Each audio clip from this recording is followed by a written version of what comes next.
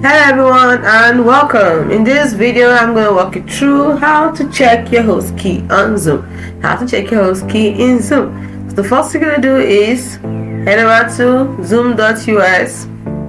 That's the website, or if you already have the app installed on your PC, simply sign in. And now from the home menu, this is the home menu, you head over to left hand side. You have some options here. Click on profile.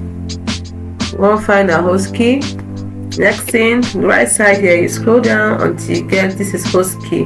Now we can see it here, but we can't check it yet. So what do? We click on the eye icon, and now we can see our host key. It is as simple as that. That is how to check host key on Zoom. Hope you found this video helpful.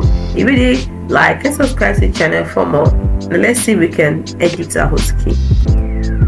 Ooh, we can edit our host key. You can see the number, so we can edit it as long as 6 digits, and we can save it. That's cool.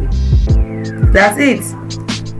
Don't forget to like and subscribe to this channel for more helpful tips like this we put up every day. Thanks for watching. See you next time. Bye for now.